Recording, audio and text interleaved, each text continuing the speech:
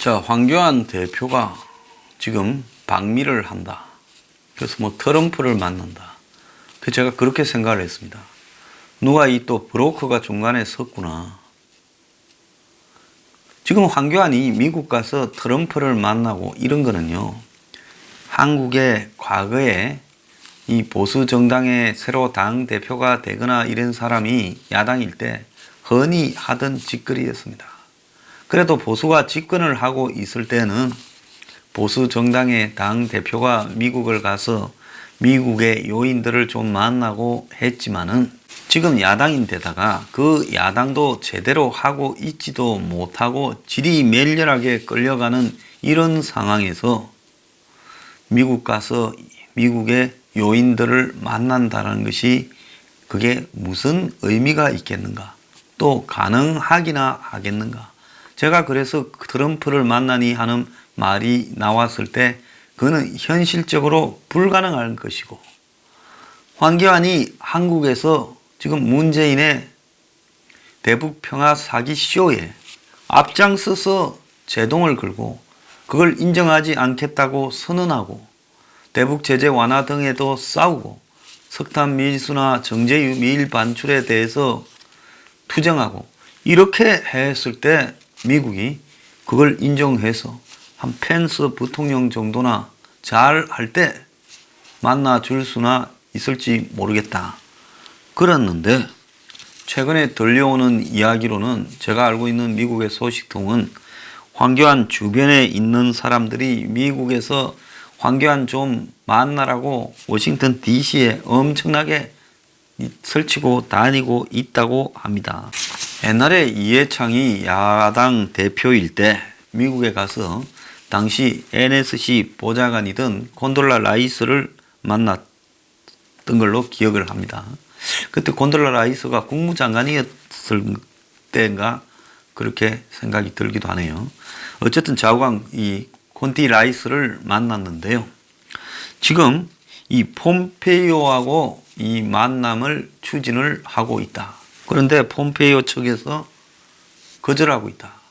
그래서 만남이 안 될 거라는 이야기가 지금 알려지고 있습니다.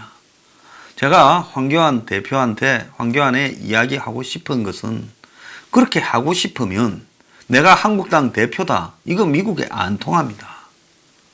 내가 미국에 그야말로 동맹에서 야당 대표지만은 동반자가 될 수 있을 만큼의 신뢰성이 있는 행동을 했다.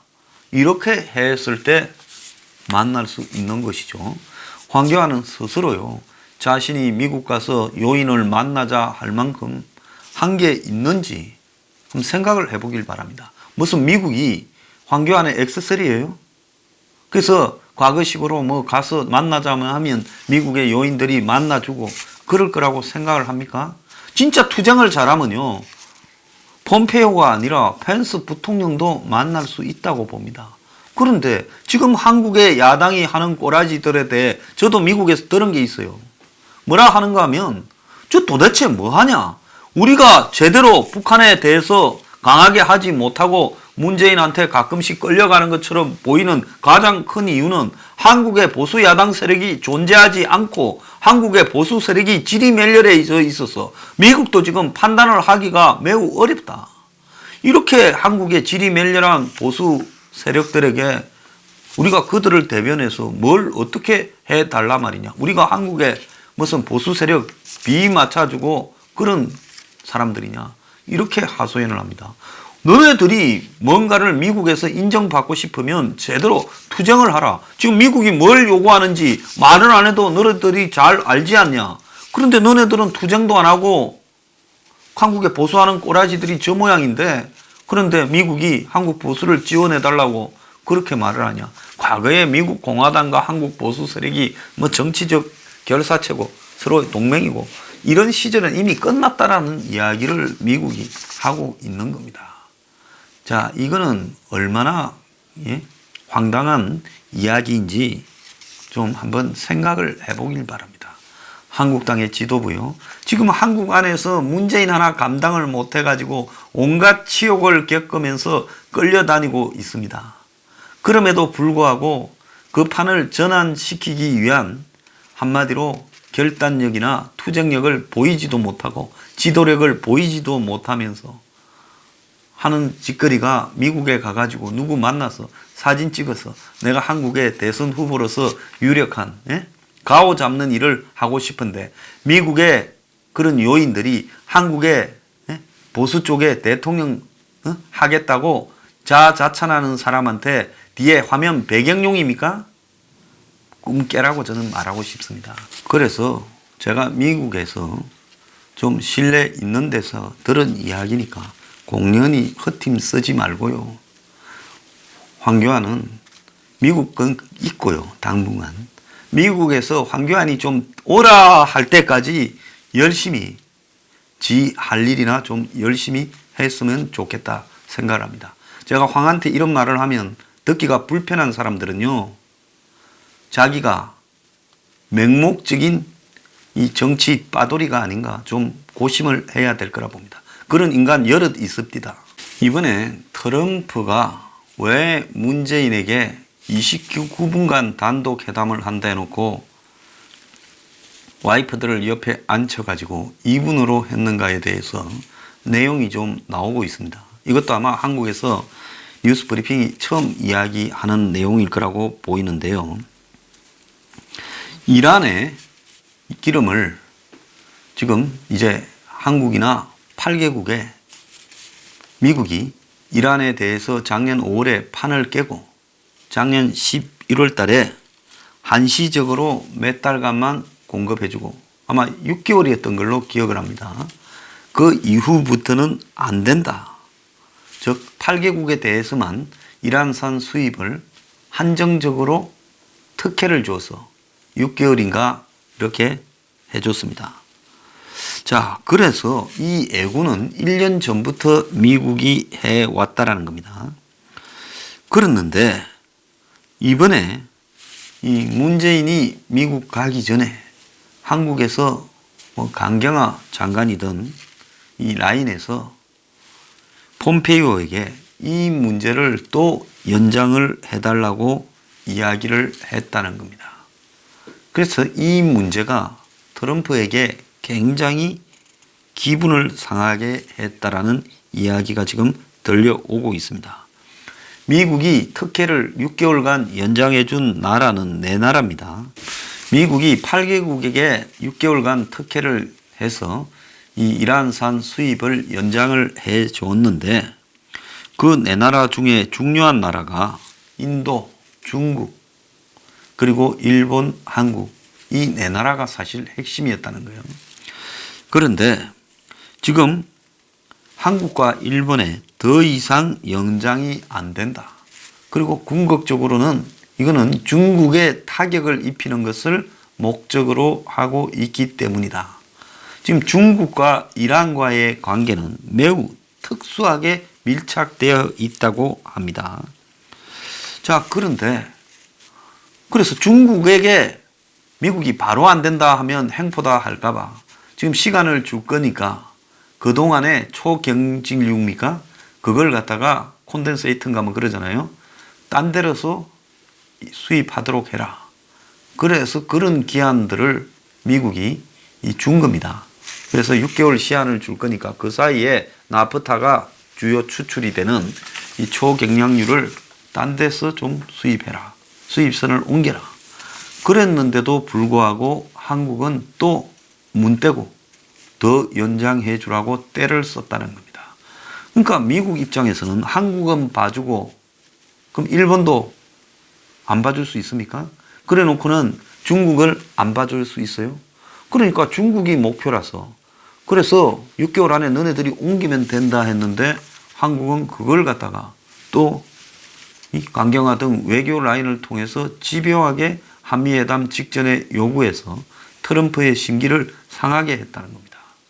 그래서 엊그제 이런 부분이 안 된다는 부분을 미국이 한국에 통보한 데 상당히 크게 났잖아요. 근데 이게 또 이걸 쓰는 한국의 특정 기업하고도 또 연관성이 있어요. 현 정권 들어서 잘 나가는 한국의 특정 기업이, 재벌이 지금 자기들한테 이것 좀 해달라고 정권에 또 뭐라고 말을 해서 그래서 정권이 나 같은 사람도 알고 있는 이런 문제를 미국에 무리하게 요구를 하다가 미국에서 이 문제에 대해서 강하게 거부를 하고, 그래서 또 시간을 길게 이야기하면 이 이야기를 끄집어낼 거니 2분만 서로 그냥 단독 회담했다고 이렇게 쇼를 할 수 있는, 그래서 나머지 시간은 그냥 기자들 앞에 막 떠들어버리고, 트럼프가 보면 혼자서 이야기하기 싫은 사람은 기자들 앞에 인사시킨다고 데려나가가 모두 발언을 길게 하고 이렇게 해가 시간 때우고, 또 와이프들 옆에 앉혀놓고 사진 찍고 이래가 시간 다 떼어버리고 사실상으로 단독 회담을 거부했다는 겁니다. 자, 그리고요, 어제 이제 이 해리스 대사가 이제 기자들을 모아놓고 이 이야기를 했습니다. 그러면서 이 지금 북한이 FFVD로 돼야 될 거다. 그래서 미국이 노딜 한 것은 이유가 있다. 그걸 제가 어제 뭐라고 했습니까? 이거는 청와대가 마치 4.11 한미 정상회담을 갔다 와서 잘 됐다라는 것처럼 뻥을 치고 있고, 한미 간에 이견이 없고, 무슨 트럼프가 문재인한테 중요한 메시지를 김정은이한테 주라고 한 것처럼 뻥을 치고 있으니까 미국의 아마 본국에서 해리스 대사한테 훈령을 내려가지고 그게 아니다라는 이야기를 확고하게 한국에 전달해라. 그래서 미국이 지금 하노이 회담을 깬 이유가 뭐고, 제재 완화는 불가능하고 앞으로 스몰 딜이니 굿 이너프 딜을 나는 뭔 말인지 모르겠다고 해리스 대사가 이야기했잖아요. 그러니까 한국이 어설프게 중재하려고 들지 말라는 이야기를 해리스 대사가 말을 한 것이다. 이렇게 볼 수 있는 겁니다. 제가 신재민이가 김태우 수사관 국회 그 운영위원회에서 그 폭로 관계로 조국과 임종석이가 국회 운영위원회에 출석해서 반격을 할 때쯤 신재민이 등장을 했습니다. 유튜브를 통해서 폭로했는데 일상적인 폭로와 좀 달랐다. 그건 그럴 수 있어요. 뭐 그때 유튜브를 통해 이제 이런 폭로도 나온다. 새로운 세대의 반격이다. 뭐 이렇게 보도한 언론도 있어요. 뭐 웃으면서 하든지 치킨을 먹으면서 하든지 맥주를 먹으면서 하든지 그건 중요한 게 아니라 봅니다. 그럴 수도 있지요. 그런데 중요한 거는 그 폭로의 진지성이나 절박함, 그 폭로가 가져올 앞으로의 문제 등에 대해 신재민이가 제대로 알고 하는 것인가 하는 우려가 들었어요. 그런데 그때부터 시작해서 이제 한 4, 5일을 신재민 폭로가 언론을 뒤덮으면서 그 전까지 문재인 정권에 치명적 타격을 가하고 있던 김태우 수사관의 문제가 덮여버렸습니다. 이제 김태우는 언론에서 완전히 사라지지 않았습니까? 저는 김태우 본인도 좀 잘못한 측면이 있다고 봐요. 자, 이렇게 사라지면서 정권은 김태우에 대해서 구속을 시키려고 시도하지 않고, 그리고 김태우는 더 폭로하려고 하지 않으면서 적절하게 김태우 사건은 이제 지난번에 그 환경부 김은경 전 장관에 대한 영장이 기각되면서 그 뒤로 뭐 신미숙입니까? 청와대 비서관 뭐 불언이 어쩌니 하지만은 대중의 시각에서 사라져버렸고, 블랙리스트라는 이야기는 쑥 들어가 버렸고, 더 나아가서 김태우 건은 사실상 끝나버렸다. 그리고 그때 영장을 기각시켰던 판사, 그 판사가 이게 뭐 블랙리스트냐? 이 정권이 얼마든지 할 수 있는 일들이다. 마치 계획의 과정인 것처럼 이야기를 해버렸습니다. 그리고 심지어 거기에 특정한 사람을 쫓아내고 그 자리에 꼽는 데서 벌어진 불법까지도 그야말로 이해할 수 있는 일이다라는 식으로 해버렸습니다. 그걸로 이제 김태우 사건은 역사의 한 페이지로 사실상 넘어가 버렸습니다. 그런데 김태우 사건을 불을 끄는데 가장 기여한 것이 참 아이러니하게도 신재민의 등장이었습니다. 그래서 제가 그때 신재민 등장이 이거 의아스럽다. 그리고 이 사람이 이야기하는 주제가 엄청 큰 거라고 다들 바람을 잡고 막 거품을 뽑아냈죠. 보수 유튜버들도 많은 사람이 그렇게 했던 걸로 보입니다. 국채 발행에 대해서 문재인 정권이 돈을 마음대로 그냥 늘리고 어쩌고 하는 부분에 비리를 저지른 것처럼 했죠. 자, 그렇게 그때 큰 문제였으면 지금도 큰 문제를 끝까지 물고 늘어져야 되지요. 신재민이 자살 소동 이후에 쑥 들어가 버렸습니다. 그러면 그때 그렇게 떠들었던 내용들은 다 그냥 신재민 인기 틈타서 재미 좀 보려고 했던 이야기들밖에 더 됩니까? 그래서 저는 신재민이 제기한 문제들이 갑론을박이 되고 문재인 정권의 도덕성에 대해서 시비는 걸릴 수 있겠지만 법적으로 이 문제가 크게 부각될 거리가 별로 없다라고 말했고, 신재민이 좀 이상하다. 김태우를 끄기 위해서 등장한 것인가? 도대체 뭐냐라고 의문을 제기했습니다. 그랬더니만 그때 벌떼같이들 저한테 달라들어서 저보고 잔인하다. 너 왜 그러냐? 심지어 뭐 저보고 위장 보수냐? 또 특유의 헛소리 짓거렸습니다. 저보고 위장 보수 이런 헛소리 짓거리면요, 정말 제 정신 상태인가를 스스로 한번 점검해 보기 바랍니다. 자, 그런데 신재민은 자살 소동 벌이고 그것도 쇼였죠. 그게 쇼죠. 그러지 않습니까?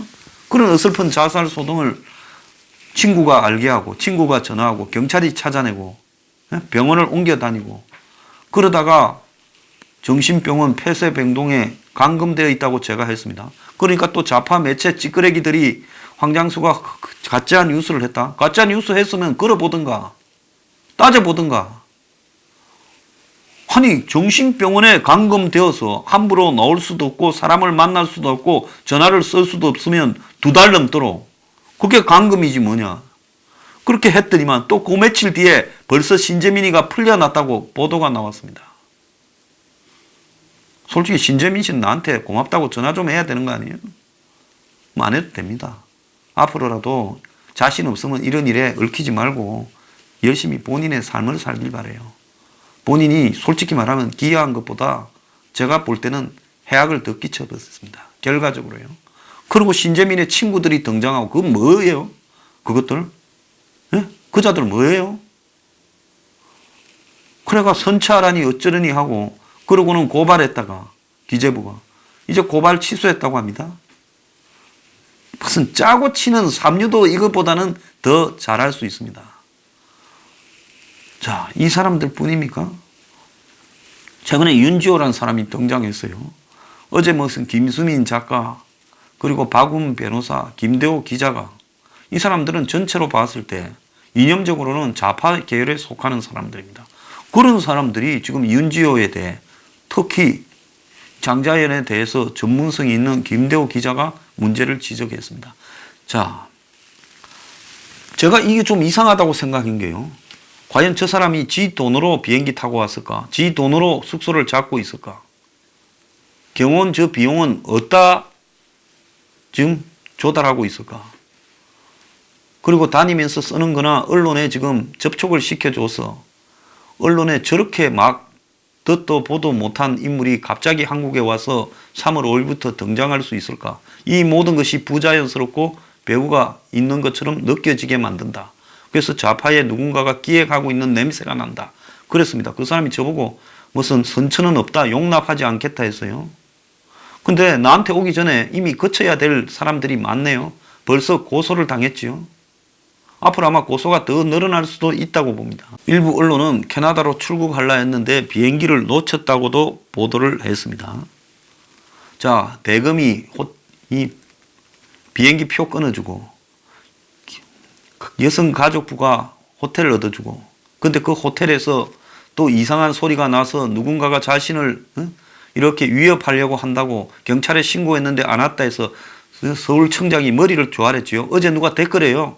황장수가 무슨 진주 사건으로 경찰을 뭐라 했는데 경찰 뭐라 할 일이 아니라 시스템을 뭐라 해야지 어떻게 그렇게 말하냐고 저한테 또 군실은 걸렸더만요. 그렇게 말하기 전에요, 경찰청장이 윤지호한테 내용도 알아보기 전에 사과부터 하고 굽신거린 부분에 대해서 먼저 비판하고 저한테 그런 말을 하는 게 낫다고 봅니다. 아니, 서울청장이면 얼마나 높은 사람인데 그런 사람이 윤지호가 갖고 있던 비상호출 버튼을 잘못 눌러가지고 윤지호의 조작 실수로 9시간 반 동안 경찰이 안 온 게 아니라 경찰에 아예 연락이 안 갔던 것이고, 그가 제기했던 가스니부터 시작해서 이상한 소리니, 예? 방에 환풍기니 전부 아무 이상이 없다고 경찰이 발표했습니다.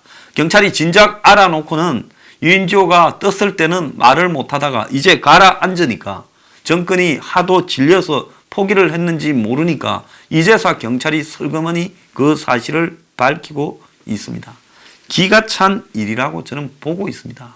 근데 이런 사람 하나가 오면 그런 사람들한테 휘둘려 다니고 후원금 모집한다 하면 돈 보내고, 책 낸다 하니까 국회의원들이 옆에 서고, 이 뭐하는 짓거리입니까?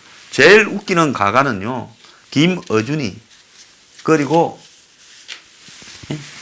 JTBC 뉴스룸의 손석희, 그리고 김제동 오늘의 김제동이, 이런 사람들이 윤지호 데려다가 장을 같이 열었어요.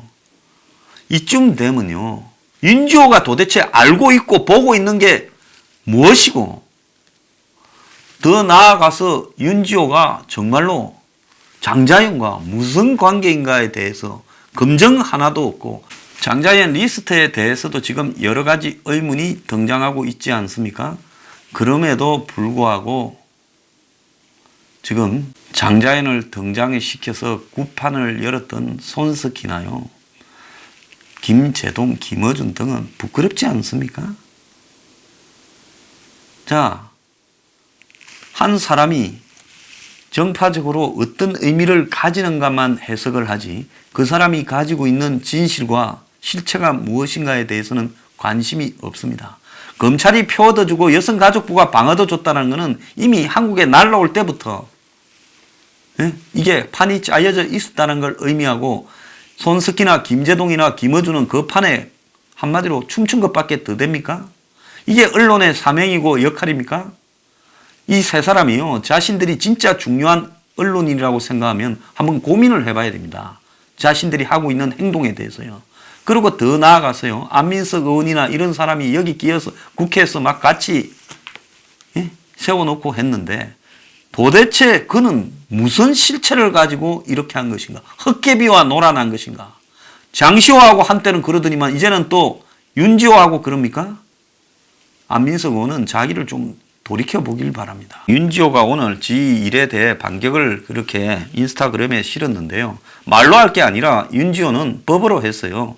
확실히 가려가지고 자기가 옥인지 그야말로 껍질인지 확실히 가리기 바랍니다. 말로 하지 마세요, 윤지호 씨.